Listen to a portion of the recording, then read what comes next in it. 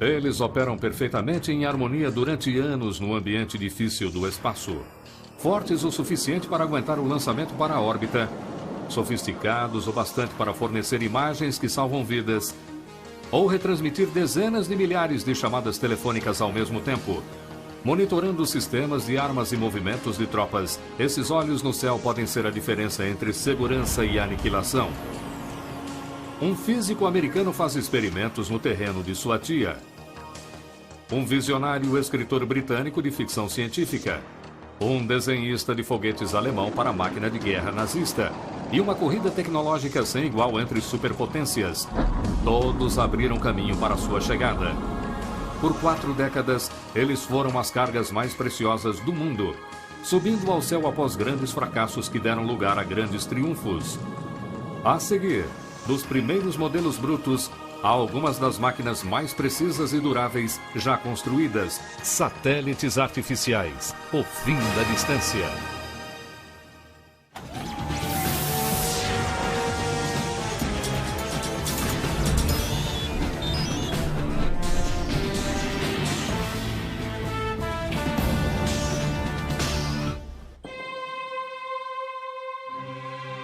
Mais de 500 deles orbitam a Terra silenciosamente.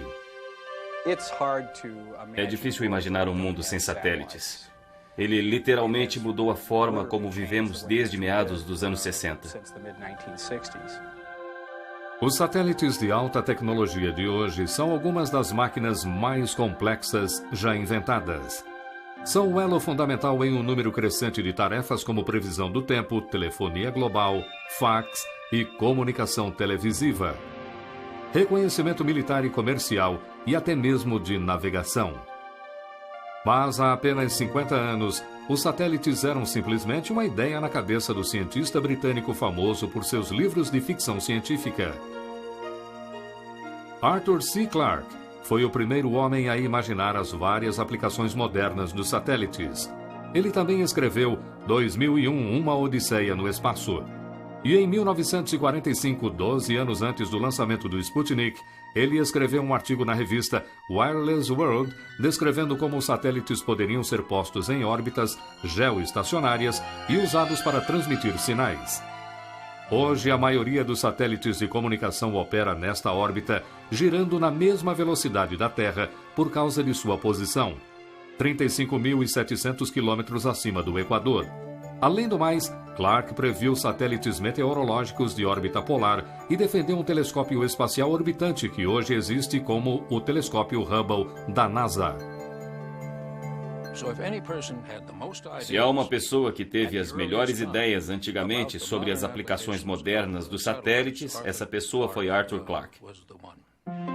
Arthur Clarke foi uma das poucas pessoas de sua época que acreditava que objetos feitos pelo homem um dia circundariam o planeta.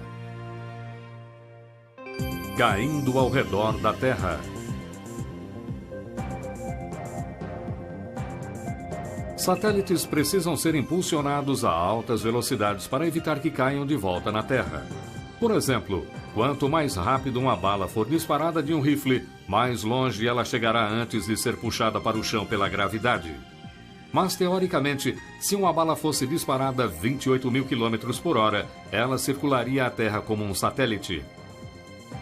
Hoje, apenas foguetes podem impulsionar algo com uma velocidade igual a 8 km por segundo. É preciso ter uma unidade de propulsão que levará a coisa para cima e a colocará num caminho de voo geralmente paralelo à Terra.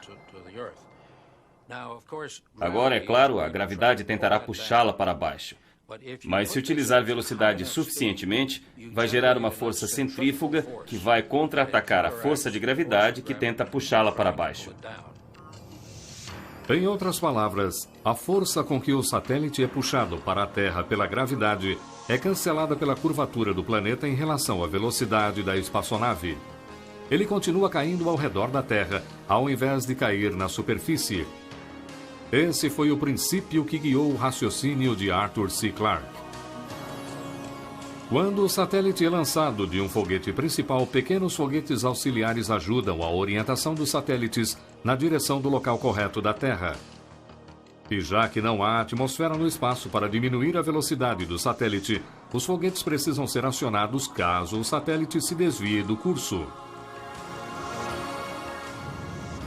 Entretanto, só porque a teoria de lançar um objeto com um satélite pareça simples, não significa que podemos lançar qualquer coisa que quisermos em órbita.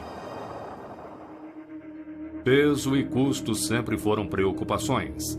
Alguns dos primeiros satélites pesavam poucos quilos, mas custavam milhões de dólares para serem feitos e mandados para o espaço. Hoje, graças a foguetes mais poderosos, os satélites podem pesar mais que 1 tonelada, mas o lançamento continua caro, a $30 mil por quilo. Os maiores exemplos de tamanho e peso na tecnologia de satélite são as estações espaciais tripuladas, onde astronautas podem viver durante meses enquanto circundam o planeta. Atualmente, vários países, incluindo os Estados Unidos e a Rússia, trabalham juntos para construir uma nova estação espacial internacional. Apesar de ditar parte da história do mundo no espaço, a cooperação era a coisa mais distante para os líderes destas duas superpotências. Crise nacional. Prosperidade e confiança nacional corriam desenfreadas nos Estados Unidos na década de 50.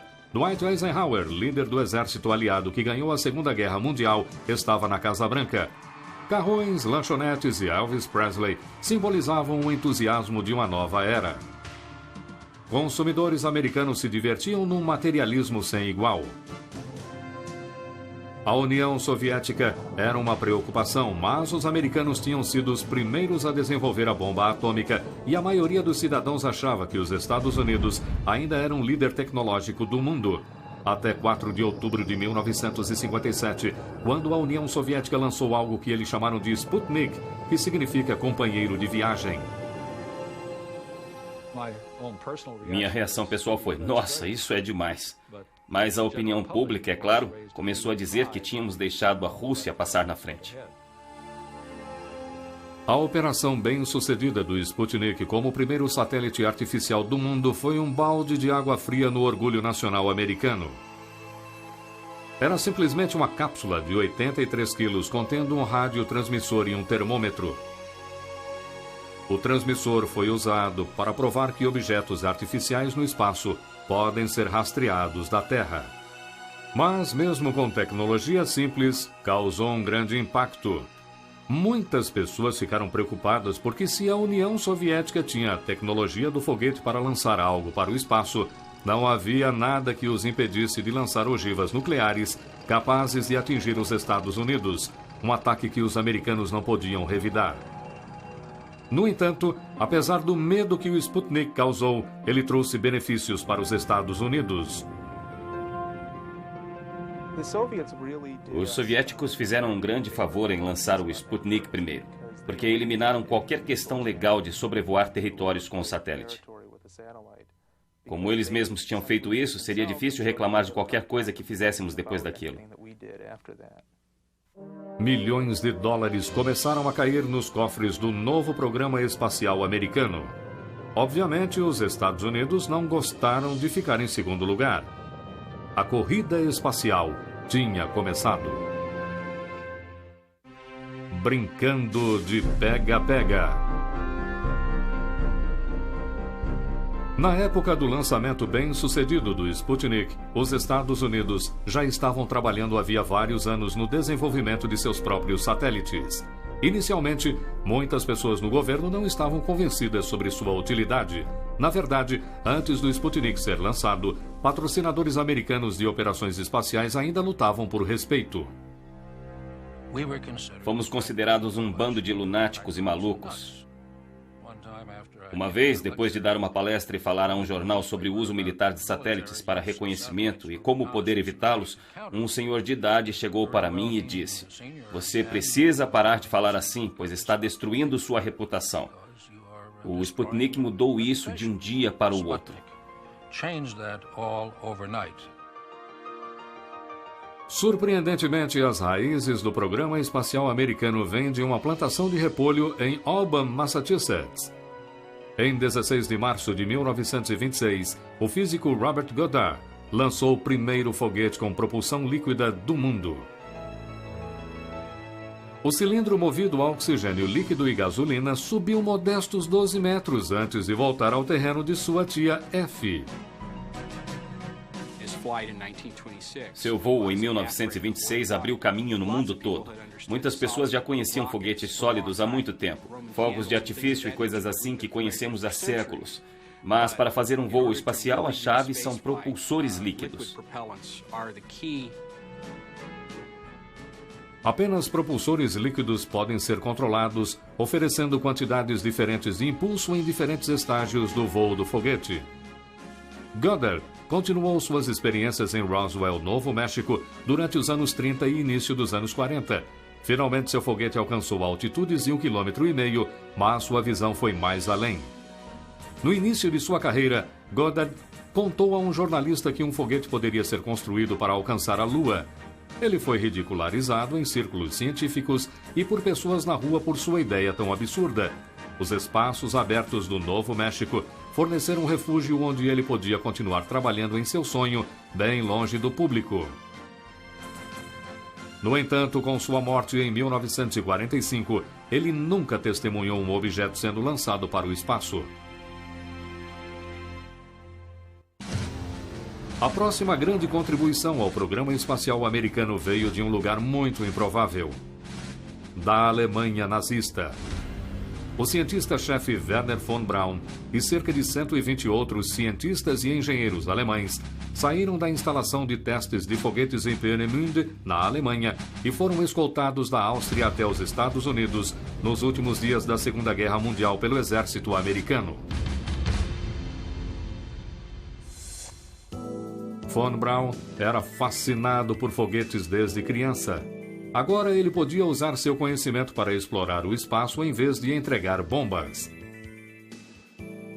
E durante a Segunda Guerra Mundial, Von Braun foi preso pela Gestapo por declarar o desejo de trabalhar em projetos de viagens espaciais. Para os nazistas, qualquer falta de dedicação total para a super-arma V2 era visto como sabotagem maliciosa. Mas como Von Braun era muito importante para os esforços de guerra da Alemanha, ele ficou preso por apenas 2 semanas. Os Estados Unidos levaram muitos foguetes V2 de 13 toneladas que o exército de Hitler usava para aterrorizar a Europa durante a guerra.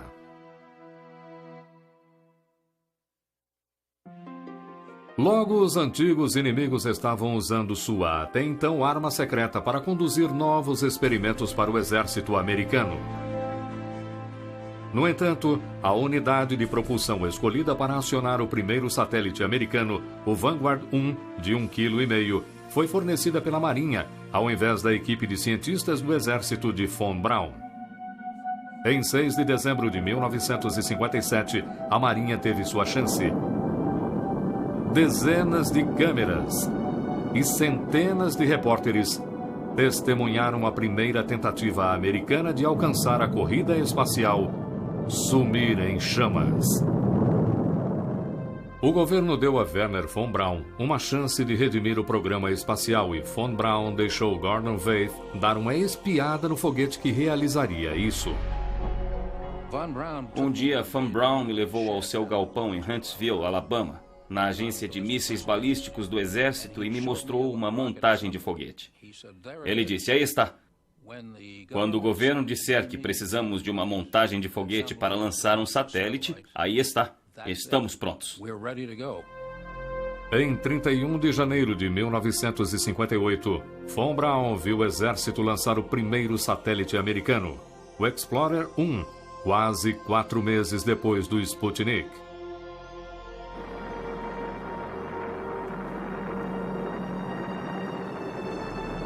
O Explorer 1, com 14 quilos, entrou em órbita com sucesso e permaneceu no espaço 8 anos a mais que o Sputnik.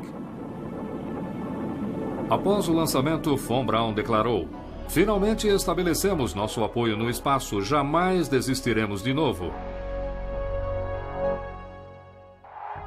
Os Estados Unidos lançaram dezenas de outros satélites de exploração científica nos 17 anos seguintes. A maioria deles sob a supervisão da recém-formada Agência Espacial do Governo, a NASA.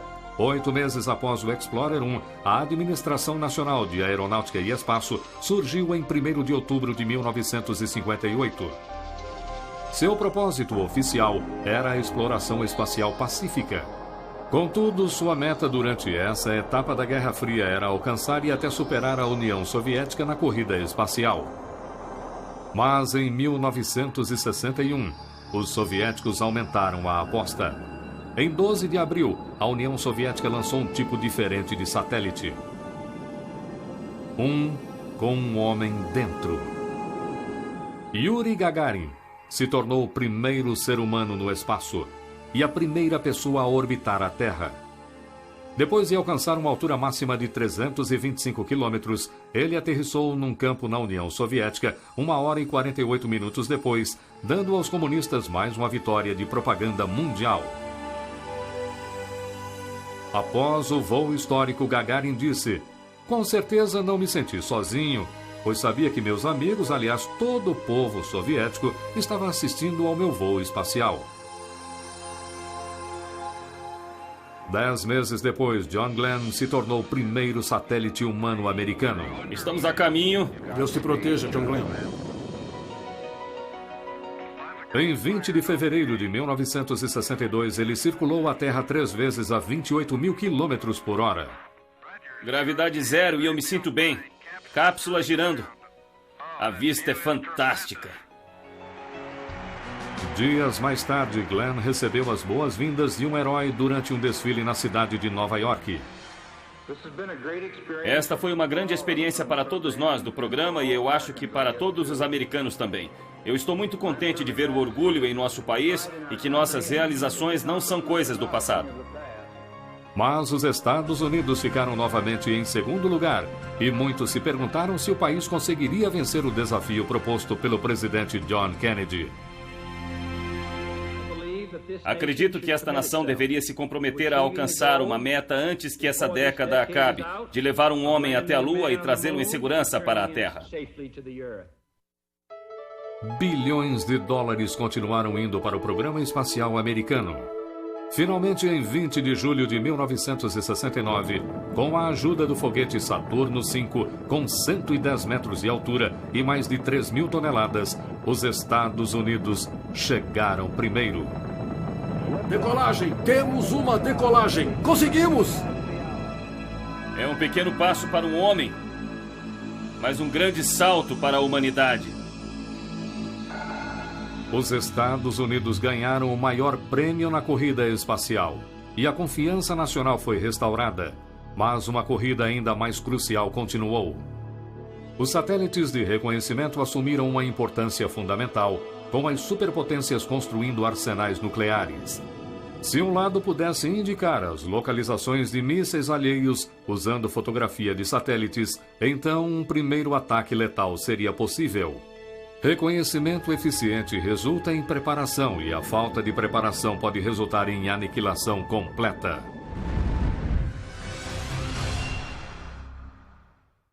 Olhos no céu.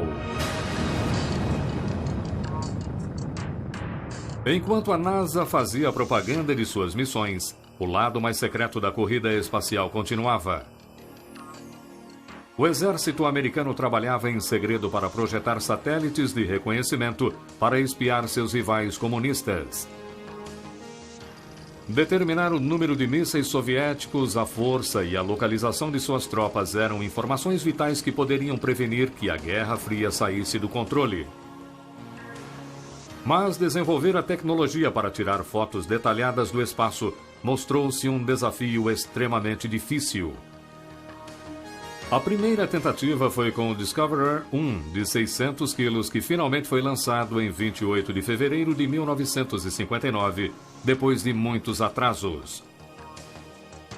O governo disse ao público que era uma nave científica, mas o Discoverer era simplesmente um nome falso para o projeto de satélites espiões da CIA, de codinome Corona. O Discoverer 1 não levava carga militar, mas ele pretendia comprovar a tecnologia. Ele acabou nas neves da Antártida e assim partimos para o Discoverer 2 que falhou, e o 3 que falhou, e o 4 que falhou. E tivemos várias falhas com esses satélites militares até o Discoverer 13. Em 11 de agosto de 1960, o Discoverer 13 ejetou uma cápsula coberta por um escudo anticalor na direção da Terra. Um helicóptero da Marinha o recuperou do Oceano Pacífico e rapidamente voou até Washington, onde o prêmio da cápsula foi entregue ao presidente Eisenhower, uma bandeira americana.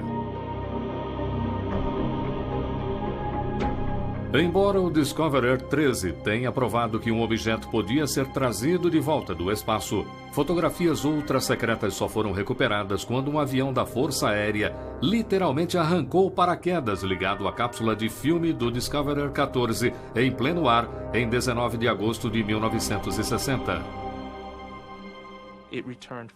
Ela continha um filme da União Soviética e isso animou muita gente da comunidade da inteligência no dia em que o satélite de reconhecimento chegou. Embora a CIA não divulgue informações sobre as altitudes dos satélites de reconhecimento modernos, sabemos que o satélite espião Discoverer operava em uma órbita elíptica baixa entre 160 e 650 quilômetros acima da Terra. Eles sobrevoavam os polos para tirar fotografias de localizações diferentes, conforme o mundo girava por baixo de seu curso polar. Entretanto, a demora entre quando uma fotografia era tirada por esses antigos satélites Discoverer e quando a CIA olhava a foto pronta após o filme ser recuperado, mandado para Washington e revelado, era de 2 semanas. Não era uma análise instantânea. Mas os técnicos esperavam que as novas imagens dos satélites fossem pelo menos melhores do que as fotos que conseguiam com o avião espião U-2. Os intérpretes de fotos que usavam imagens do U-2 deixaram as imagens de lado e, quando receberam um novo filme dos satélites, olharam aquilo e ficaram desapontados. A resolução não era tão boa como esperavam, então voltaram a usar as fotografias do U-2. Mas 2 acontecimentos no início dos anos 60 convenceram os peritos de que o sucesso do programa militar de satélite de reconhecimento era fundamental. Em 1º de maio de 1960, uma base soviética de mísseis derrubou o avião espião U-2 com o piloto da Força Aérea Francis Gary Powers a 24 mil metros acima da União Soviética. Powers sobreviveu, mas em outubro de 1962, durante a crise dos mísseis cubanos, os soviéticos derrubaram outro avião U-2. Dessa vez, o piloto morreu. Era óbvio que imagens melhores dos satélites permitiriam que informações vitais fossem reunidas sem arriscar mais vidas americanas. Um indício do compromisso dos Estados Unidos com a vigilância espacial foi a inauguração em agosto de 1960 do Escritório Nacional de Reconhecimento. Sua existência era secreta, e seu trabalho era espionar a União Soviética, assim como China, Líbia e outros países. Em 1962, todos os projetos de satélites de reconhecimento no Escritório de Reconhecimento tiveram o codinome Keyhole. Seguindo os fracassos para recuperar as cápsulas de filmes e as 2 semanas que levava para pegar e revelar as fotos do satélite Discoverer, o Escritório de Reconhecimento lutou para melhorar seus olhos no céu. Durante o fim dos anos 60 e início dos anos 70, satélites mais eficientes contendo muitas cápsulas de filmes com processo de revelação e análise mais dinâmicos reduziram o atraso para 3 ou 4 dias. Mas o filme ainda era mandado para o espaço em latas, porque muitos experimentos para transmitir imagens usando sinais de rádio tinham falhado. 2 eventos mundiais provaram que alguns dias de atraso ainda eram muita coisa. Em 21 de agosto de 1968, tropas soviéticas invadiram a Tchecoslováquia para reprimir um movimento pró-democracia em Praga. E em 6 de outubro de 1973, o Egito e a Síria fizeram um ataque surpresa contra Israel. Em ambos os casos, os satélites Keyhole só mostraram fotografias dias depois das invasões terem acontecido. Como disse um analista da CIA na Batalha no Oriente Médio de 1973, temos uma cobertura maravilhosa, mas só conseguimos as fotos depois que a guerra acabou. Chega de esperar. Eu, Jimmy Carter, juro solenemente Eu, Jimmy Carter, juro solenemente que desempenharei lealmente. Em 20 de janeiro de 1977, num belo dia de inverno, Jimmy Carter passou pela Avenida Pensilvânia, seguindo para sua posse como presidente dos Estados Unidos. No entanto, outro evento empolgante acontecia a poucos quilômetros de distância. Naquela mesma tarde, um novo modelo do satélite Keyhole foi capaz de transmitir as primeiras imagens em tempo quase real do espaço para o Centro de Processamento do Escritório de Reconhecimento no Fort Belvoir, Virgínia. Cada ponto da foto ou pixel era marcado com um número correspondente para branco, preto ou várias tonalidades de cinza. Esses números eram convertidos em um sinal e mandados para a Terra, onde a transmissão digital era convertida em foto.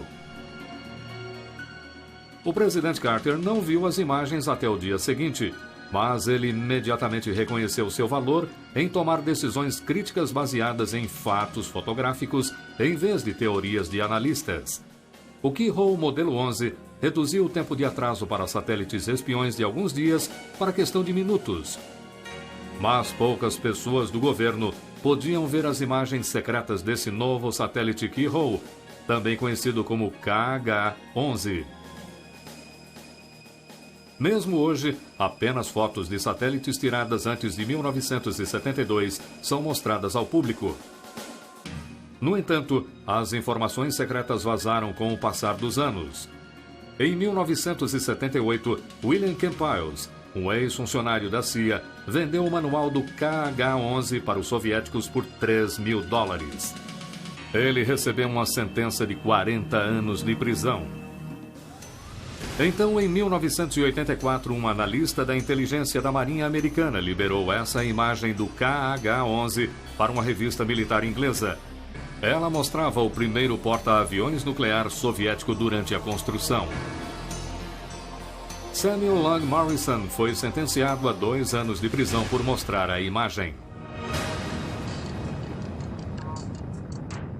Já que toda informação moderna e imagens permanecem secretas, o satélite fotográfico comercial Spot, desenvolvido na França, nos dá uma ideia da capacidade do satélite militar de reconhecimento. Ele é usado para vários propósitos, incluindo planejamento urbano, avaliações de colheitas e questões ambientais, como estimar o tamanho do desmatamento. Mesmo assim, o satélite Spot não é tão exato quanto os sistemas militares. A capacidade de resolução do Spot é de 10 metros, enquanto peritos acreditam que os modelos militares de hoje possam ter resoluções de poucos centímetros. Mas poucas pessoas no governo sabem o valor exato da resolução. Quando mede a resolução, na verdade, não mede o menor objeto que pode ver. Você mede a menor distância que pode determinar entre dois objetos. Não dá para ler placas de carro dos satélites em órbita. Eles têm uma resolução que deve ser provavelmente equivalente a uma bola de beisebol, cerca de 15 centímetros. Se dois objetos estão a essa distância, dá para ver isso da órbita. Novos sistemas de reconhecimentos usam fontes infravermelhas e ultravioletas em vez de confiar apenas na luz espectral visível. Isso significa que esses satélites conseguem obter imagens em dias nublados ou até de noite. Mas a pesquisa e o desenvolvimento dos satélites militares americanos também geraram uma onda de uso civil dessa alta tecnologia. Na verdade, um tipo de satélite salva milhares de vidas todos os anos. Há outro tipo de satélite cuja origem é baseada em tecnologia militar espacial que presta um importante serviço civil. Salvadores de vidas. Alguns cientistas acreditam que o aquecimento global resultará em desastres naturais mais frequentes e mais poderosos nos próximos anos. No passado, a perda de propriedades residenciais e comerciais por tornados, enchentes e furacões chegava a centenas de milhões e, às vezes, bilhões de dólares. Mas há um outro número que vem caindo no mundo nas últimas décadas: o de fatalidades. Como muitas outras formas de tecnologia práticas, o primeiro satélite meteorológico americano surgiu de um projeto militar. O TIROS-1, que foi lançado em 1º de abril de 1960, surgiu de uma pesquisa em que uma das companhias fez sobre o possível uso de satélites de reconhecimento. Ele tinha uma câmera de televisão e produzia imagens de nuvens. As imagens do TIROS-1 que voltavam para a Terra não eram suficientes para reconhecimento militar. Mas a capacidade para ver nuvens em formação em grandes regiões da Terra teve um impacto imediato em previsões meteorológicas e alertas de tempestades. Na verdade, o TIROS-3, que foi lançado apenas 4 anos depois do Sputnik em 1961, identificou a formação do furacão Esther no Oceano Atlântico mais de 2 dias antes de qualquer outro meio de observação. Se há um furacão indo em sua direção ou uma tempestade em desenvolvimento no meio oeste que criará tornados, a capacidade de dar avisos sobre o que vai acontecer é o primeiro passo para salvar vidas. É aí que o satélite meteorológico entra com força total. Satélites meteorológicos projetados para captar fotos de alta resolução e reunir dados atmosféricos precisos operam em órbitas polares baixas, cerca de 300 a 600 quilômetros de altitude.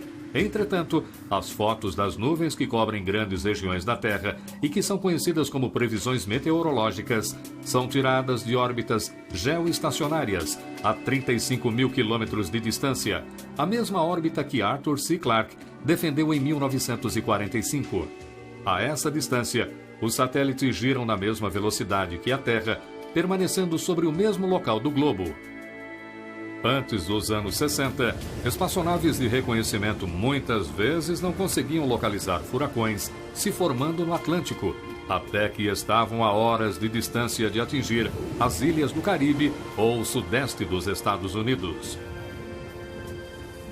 Graças à cobertura global dos satélites meteorológicos, as pessoas agora têm dias para a evacuação, e poucas ficam para trás para ver como será, já que podem ver as imagens e ouvir os dados exatos sobre a velocidade do vento e a quantidade de chuva em seus próprios televisores.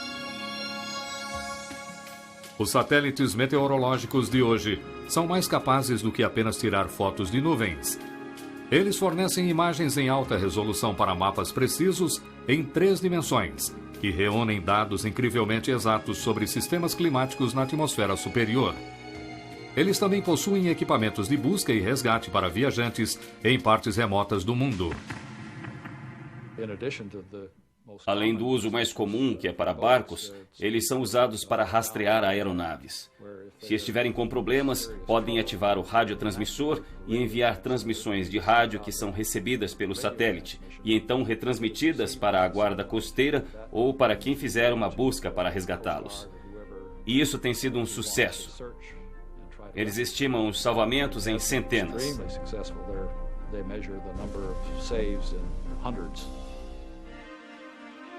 Além de satélites meteorológicos, os que analisam a Terra ajudam os pesquisadores a aprenderem mais sobre nosso planeta. Os satélites de observação conseguem imagens de alta resolução que podem ser transformadas por computadores em animações em 3D para avaliar rendimento das colheitas, identificar falhas geológicas, ajudar no planejamento urbano e cuidar de outros recursos naturais como florestas. Como os satélites podem oferecer informações exatas de posicionamentos, um crescente número de consumidores está tirando vantagem dessa tecnologia. O Sistema de Posicionamento Global, ou GPS, usa 4 ou mais satélites para determinar uma posição do transmissor na Terra em poucos metros. Tal precisão permite a barcos pequenos e carros alugados navegar por satélites. Podemos abrir uma tela no carro e ver exatamente onde estamos e traçar um curso para onde precisamos ir. Eu não sei quanto a você, mas eu me perco sempre. E como minha esposa diz, odeio pedir informações. Assim eu consigo fazer isso sem pedir para ninguém, a não ser para o satélite. Enquanto satélites artificiais executam várias funções tais como previsão do tempo, reconhecimento militar ou de navegação, eles são em geral satélites de comunicação. Pois se não pudessem mandar imagens ou dados de volta para a Terra, seriam apenas lixo espacial.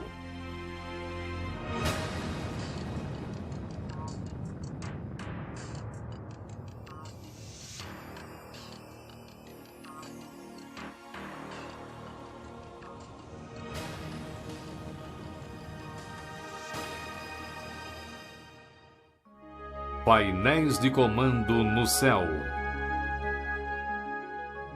Como satélites meteorológicos, militares e científicos, satélites de comunicação também tiveram um começo humilde. Na verdade, o primeiro satélite de comunicação, Echo 1, lançado em 1960, não passava de um grande balão de alumínio com 30 metros. Era um satélite passivo que podia receber um raio e transmitir um sinal de rádio para qualquer lugar.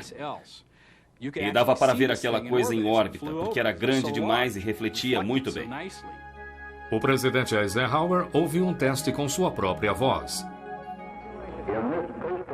Nesta breve experiência de comunicação envolvendo o uso do balão satélite conhecido como Echo, este é mais um passo significativo no programa espacial dos Estados Unidos.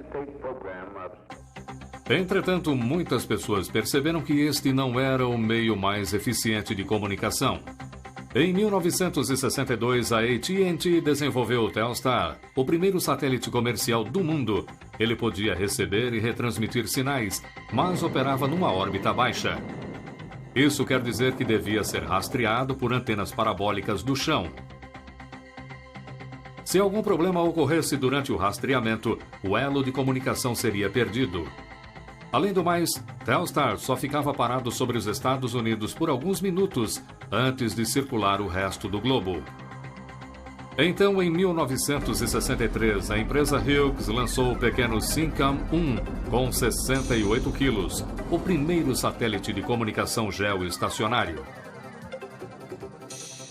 Ele suportava apenas 240 chamadas telefônicas por vez, mas como o Syncom estava a apenas 35 mil quilômetros acima do Equador, ele girava na mesma velocidade que a Terra, o que eliminava a necessidade de rastreamento e o problema de disponibilidade. Embora o Syncom fosse um satélite relativamente leve para os dias de hoje e usasse tecnologias simples, permitiu a John Kennedy fazer uma ligação telefônica de Washington para um navio no litoral da África. Este primeiro teste provou que o conceito visionário de Arthur C. Clarke de 1945 funcionava, e a órbita geoestacionária se tornou uma localização padrão para a maioria dos satélites de comunicação. Hoje, mais de 150 destas maravilhas modernas operam nesta posição, servindo quase todos os países na Terra. Esses esforços pioneiros tornaram possível a formação da Intelsat, uma organização internacional defendida originalmente pelo presidente Kennedy, projetada para ligar todas as nações do mundo por satélites de comunicação. O Intelsat 1, também construído pela Hughes, foi lançado em 1965. O trabalho foi um grande sucesso e hoje há mais de 20 satélites Intelsat unindo nosso mundo. Satélites de comunicação modernos são feitos com os materiais mais leves e mais resistentes do mundo. Verificamos que o material de epóxi que usamos em nossos satélites para deixar o peso mais baixo é cerca de metade do peso do alumínio e 10 vezes mais forte. Para utilizar menos combustível líquido, painéis solares são usados para acionar a maioria dos componentes eletrônicos internos. Geralmente, satélites menores que exigem menos energia solar são construídos em forma de tambores com 7 metros de altura. Satélites maiores utilizam asas solares expansivas, que são abertas em órbita chegando a medir mais de 25 metros.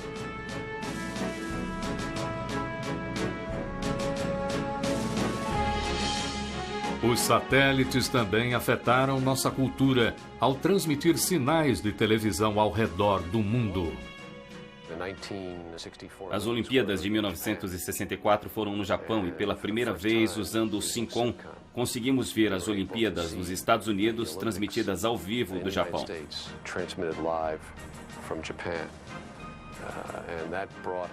E aquilo mostrou em alto e bom som como os satélites de comunicação podiam ser importantes para a transmissão televisiva. As transmissões televisivas de satélites nos anos 80 permitiram às pessoas na União Soviética ver como o mundo ocidental vivia, e hoje cidadãos chineses também têm um crescente acesso às notícias e informações de outras partes do mundo. O mundo jamais será o mesmo. Já não há mais lugares remotos no planeta por causa dos satélites de comunicação. Graças à forte amplificação dos sinais de televisão pelos satélites de hoje, consumidores podem agora receber transmissões diretamente em antenas de 45 centímetros. Com as constantes melhorias, esses receptores de satélites podem se tornar parte de muitos lares, oferecendo 400 canais de televisão e dados, assim como um canal de saída de vídeo. Esse canal de saída fará uma videoconferência ser tão fácil quanto uma chamada telefônica. Os satélites de comunicação transformaram nosso mundo numa aldeia global em menos de 4 décadas. Hoje podemos pegar o telefone e falar instantaneamente com alguém em quase qualquer lugar do planeta. Ou ligar a televisão e ver acontecimentos de dentro e de fora de nosso país diante de nossos olhos. Fax internacional, modems de alta velocidade e e-mail utilizando linhas telefônicas e satélites também permitem a empresários, pesquisadores e pessoas comuns transmitir dados ao redor do mundo em questão de segundos. Comunicação em tempo real no mundo todo era algo que não existia antes dos anos 60 e da revolução dos satélites de comunicação. Isso mudou o nosso modo de vida. Nossa sociedade, nossa economia são construídas sobre esses recursos. Corrida por mais espaço. Quando os satélites americanos Explorer e Discoverer corriam contra a União Soviética há 40 anos, ninguém jamais imaginou que o espaço acima de nosso planeta poderia ficar superlotado. Esta é uma preocupação crescente, já que objetos em órbita geoestacionários precisam ser posicionados a certa distância da Terra e acima do Equador. Eles também precisam estar a 1.600 quilômetros de distância um do outro para que seus sinais não se misturem. Portanto, há apenas poucos espaços a serem ocupados, uma questão que as Nações Unidas estão examinando. Acredito que com um planejamento inteligente e boa coordenação pela União Internacional de Telecomunicações, haverá bastante espaço para satélites durante o século XXI. Outra preocupação com o espaço cada vez mais cheio são os entulhos conhecidos como lixo espacial. Isso consiste em objetos de vários tamanhos, como as partes que se soltam nas etapas dos foguetes, peças que se desprendem de espaçonaves e até lascas de tinta. Lixo espacial rastreável, objetos com mais de 10 centímetros. Cada ponto nesta animação de computador representa um pedaço de lixo espacial. Muitos destes itens acabam queimando na atmosfera superior da Terra. Mas esse processo, às vezes, pode levar décadas para acontecer, conforme suas órbitas diminuem gradualmente. À primeira vista, algo tão pequeno quanto uma lasca de tinta não é tão preocupante. Mas como viaja a 28 mil quilômetros por hora, ainda pode ter um impacto significativo. Uma lasca de tinta de um satélite bateu numa das janelas do ônibus espacial Challenger em 1983, fazendo um buraco de meio centímetro. Obviamente, um objeto maior causaria resultados desastrosos. Isso existe, está lá em cima, mas não é um grande problema. Pelo menos agora. Eu ficaria mais preocupado com meteoritos e coisas assim. Apesar dessas preocupações, os satélites estão unindo nosso mundo mais rápido que qualquer outra forma de tecnologia. O termo ao vivo via satélite é usado para indicar um evento mundial especial. No entanto, hoje as operações de satélites passam despercebidas. Não porque são de pouca importância, mas porque são muito importantes. Sem a previsão do tempo que eles tornam possível, sem a comunicação global, sem a exploração e o mapeamento que eles tornam possíveis, se pensar em como o mundo seria sem esses serviços, é quando se começa a perceber o quanto são importantes. Os satélites estão tão ligados à nossa tecnologia moderna e funcionam de forma tão consistente há tantos anos que podemos considerá-los como algo garantido. As possibilidades para o futuro dos satélites são quase ilimitadas. Seja o que imaginarmos, provavelmente poderemos fazer. Por causa do trabalho visionário de pioneiros que arriscaram suas carreiras e reputações em um conceito improvável, os satélites transformaram nosso mundo em apenas 40 anos. De bugigangas pesando 1 quilo, que pareciam mais laranjas do que espaçonaves, até máquinas complexas e poderosas, pesando milhares de quilos. Considerando a evolução rápida dos satélites que testemunhamos nas últimas 4 décadas, a única certeza aparente para os próximos 40 anos é a de que os satélites continuarão nos maravilhando de modos que não conseguimos imaginar hoje.